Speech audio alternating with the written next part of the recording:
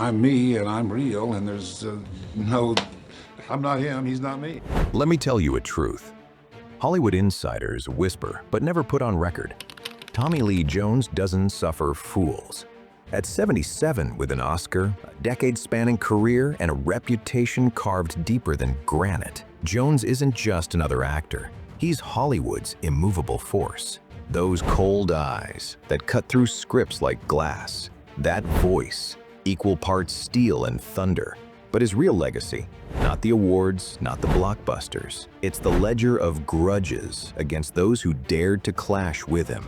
From Jim Carrey to Val Kilmer, who underestimated his wrath, Jones has left a trail of shattered egos behind the cameras. This isn't gossip. It's the unspoken law of respect in Hollywood. And crossing Tommy Lee has consequences that echo for years. Before we dive in, don't forget to like and subscribe. What's coming up isn't something you'll hear every day. Tonight, we count down the 5 actors who made his permanent blacklist. Number 5, his betrayal was so brutal, Jones never spoke his name again. The count begins at number 1, Jim Carrey. It's 1995, and Jim Carrey is the human cartoon who rules Hollywood. Ace Ventura had broken the box office. The Mask turned him into a pop culture comet, and Dumb and Dumber sealed his fate as the 20 million man. Studio executives bowed, kids mimicked his catchphrases in schoolyards, and every director wanted a piece of his rubber-faced magic. But not everyone was laughing. Enter Tommy Lee Jones. Jones wasn't just another actor. He was the living embodiment of Texas granite, a Harvard-educated thespian with a career built on gruff lawmen, haunted fugitives, and that infamous unblinking glare. Where Carrey believed in chaos, improv, and slapstick fireworks, Jones believed in stillness, weight, and precision. Oil and water. The powder keg exploded off set, not under the bat signal, but in the warm glow of an Austin, Texas bistro. Carrey, buzzing with his hyper energy, spotted Jones dining quietly. Imagine it, a swirling cartoon storm of Ace Ventura, bounding toward the table, arms flailing, grin as wide as Gotham. Carrey thought it would be funny. Jones did not. He stood, slowly, like a gunslinger in a Sergio Leone film. He clasped Carrey's hand, not warmly, not kindly, but with the bone-crushing pressure of a man preparing to deliver judgment. And then, with the calm venom of a man who had rehearsed this line his whole life, Jones delivered the death sentence. I hate you, I really don't like you, and I cannot sanction your buffoonery. Boom! The words landed harder than a batarang to the chest. For once, Jim Carrey's legendary grin cracked. Years later, Carrey would retell the story with a nervous laugh, admitting that Jones' eyes looked like they wanted him dead. It wasn't just dislike, it was metaphysical rejection. Jones didn't merely disapprove of Carrey's comedy. He branded it an infection, unworthy of sharing a screen with him. And here's the kicker. You can see the tension baked into Batman Forever itself. Carrey's Riddler practically vibrates with manic energy, while Jones's Two-Face feels strained, as if the actor is directing his fury not at Gotham's hero, but at his co-star beside him. In the end, the feud became Hollywood legend. For Carrey, it was a humbling brush with pure disdain. For Jones, it was Tuesday. But Carrey wasn't the only actor who discovered that behind Jones's glare lies a storm. Next up, a cape, a cowl, and the biggest bat diva of them all. Climbing to number 2, the mood turns wild with Will Smith. On screen, they were lightning in a bottle.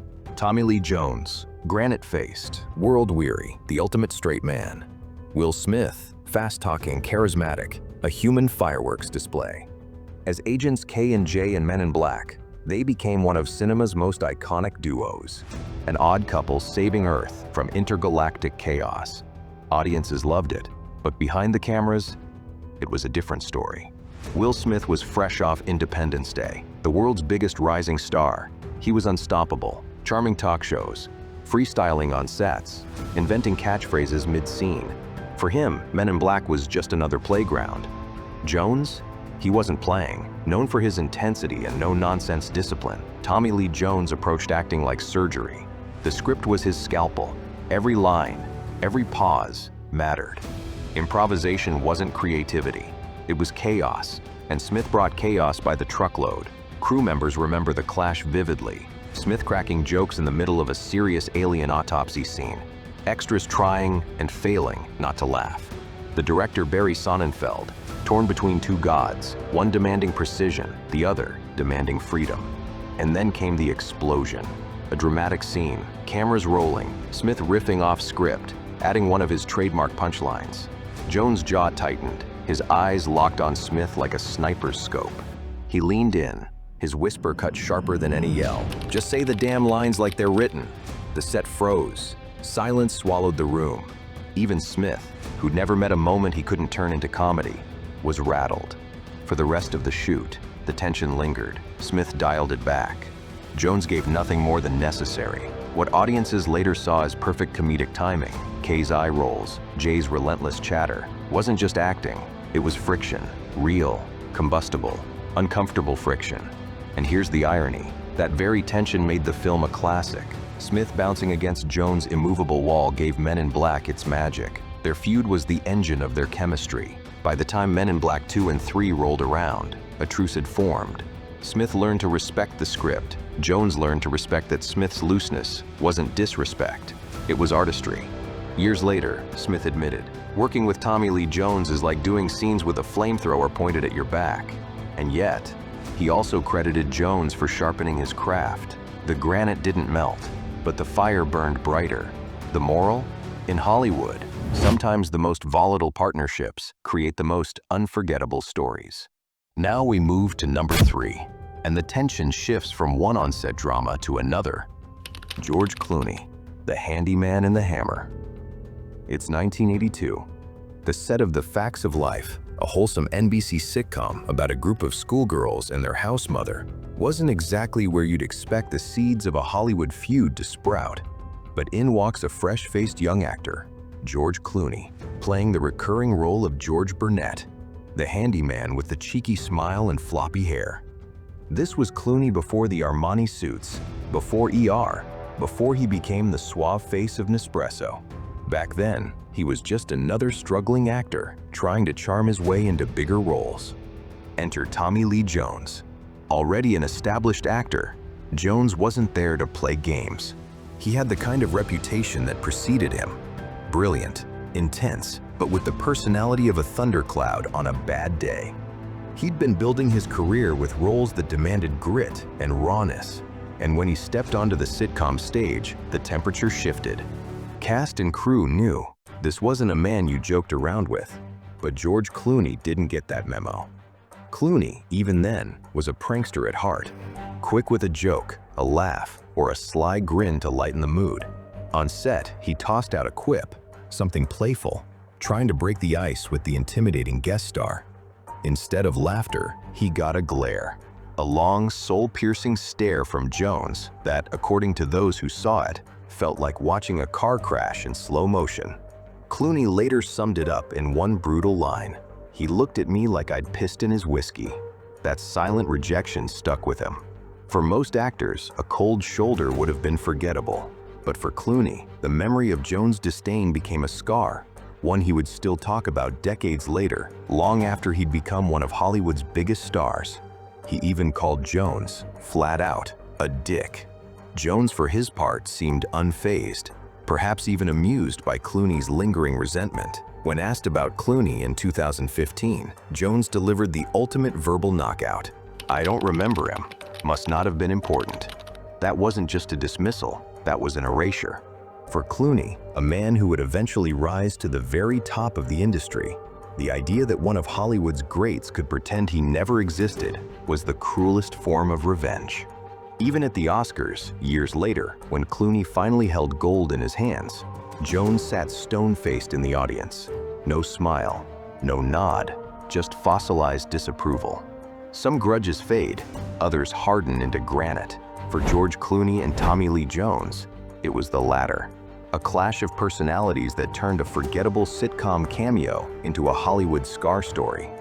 And yet, Tommy Lee Jones wasn't done proving he could dominate a room or crush a fellow actor's ego. His next showdown? A man who built his entire career on being the deadliest fighter in Hollywood. Then comes number 4, and with it, the Walk of Shame. Steven Seagal.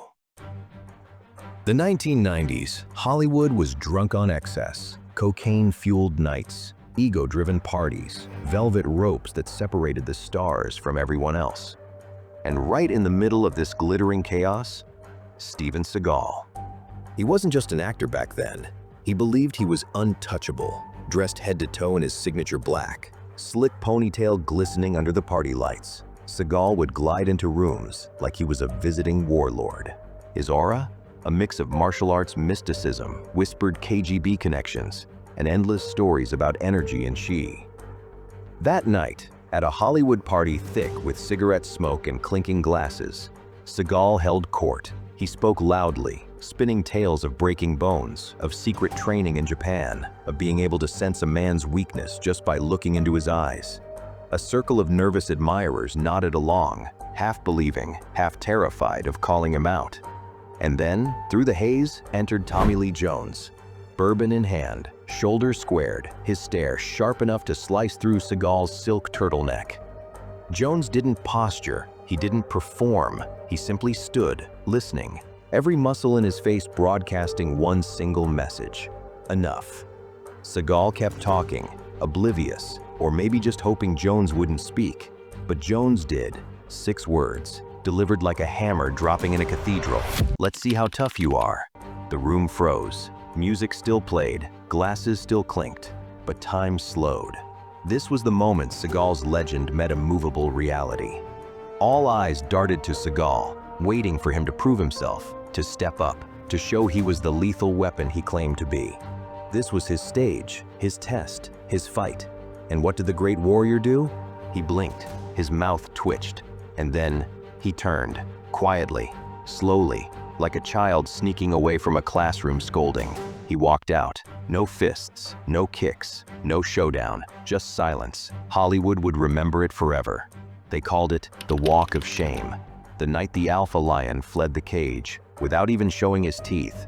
Tommy Lee Jones, he didn't chase, he didn't boast. He simply took a sip of his bourbon and let the silence finish the job. In Jones' world, power wasn't about snapping necks or bragging about hidden energy fields. Real strength was colder, quieter, the kind that breaks egos, not bones. And Seagal, he never lived it down. For a man who built a career on invincibility, there was no comeback from that walk. But if Steven Seagal, Hollywood's so-called deadliest man, couldn't withstand Jones's stare, what chance did a rising comedian like Jamie Foxx have? And finally, number 5, Jamie Foxx. The year was 2007, the set, The Kingdom, a tense post-9/11 thriller about FBI agents sent to Saudi Arabia after a terrorist attack. The film carried weight, both politically and emotionally. It was supposed to be Jamie Foxx's arena. Fresh off an Oscar win for Ray, Foxx was Hollywood's new golden boy. Charismatic, energetic, a performer who thrived on connection, rhythm, and creative exchange. To him, filmmaking was jazz. You riff, you listen, you build something together. But Tommy Lee Jones was cut from another cloth. A man of silence, a man of granite. His philosophy on set had been the same for decades. Show up, hit your mark, deliver your lines, leave. He didn't do table reads, he didn't do small talk, and he certainly didn't do hand-holding with co-stars. So when Foxx arrived, ready to dive into character, to rehearse, to spar and bond as actors, Jones gave him nothing. Not a smile, not a nod, just that cold, withering stare. The one that had humbled directors and silenced co-stars for 30 years. Foxx later called him difficult, but difficult was just the polite word. What he meant was impossible. Jones' response? A line that would define the feud forever. "I'm there to work, not make friends." Translation? Your Oscar means nothing. Your charm? Useless. The set was not a playground, it was a job site, and Jones wasn't there to dance. Director Peter Berg, a man known for wrangling chaos into art, suddenly found himself running a hostage negotiation.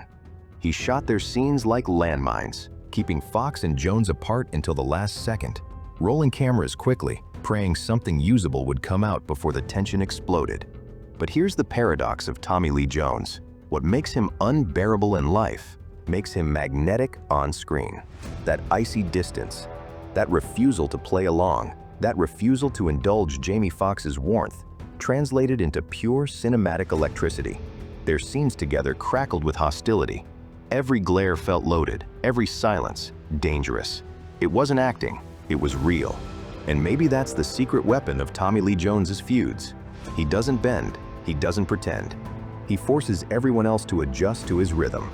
Sometimes that leaves bruised egos. Sometimes it leaves co-stars shaking their heads. But when the cameras roll, that same friction births unforgettable performances. For Foxx, it was a lesson in hard gravity. Charm can carry you far in Hollywood, but it shatters against stone. And Tommy Lee Jones? He just kept doing what he'd always done. Working, not making friends. What do these feuds reveal? Jim Carrey's buffoonery, Will Smith's unstoppable charisma, George Clooney's effortless charm, Steven Seagal's bravado, Jamie Foxx's collaborative spirit. All of it, every ounce of it, met the same immovable wall. Tommy Lee Jones. Some were humiliated, some were silenced, some left shaken, some left wiser. But each clash carved its mark in a Hollywood legend, etching moments that directors, co-stars, and fans still whisper about decades later. Because Tommy Lee Jones doesn't just act, he wages psychological warfare. He commands sets with silence. He turns charisma into cautionary tales. When you look into those eyes, you're not just seeing an actor. You're seeing the man who made Jim Carrey flinch, froze Will Smith mid-joke, and sent Steven Seagal walking. Tommy Lee Jones genius. Or Hollywood's ultimate curmudgeon. You decide. If this deep dive kept you hooked, don't forget to like and subscribe for more unfiltered stories from Hollywood's hidden battles. Now I want to hear from you. Was Tommy Lee Jones out of bounds, or simply the only one brave enough to take a stand? Thanks for watching, and never forget, in Tinseltown, even icons make enemies. Enjoyed this breakdown? Hit subscribe, the drama never stops here.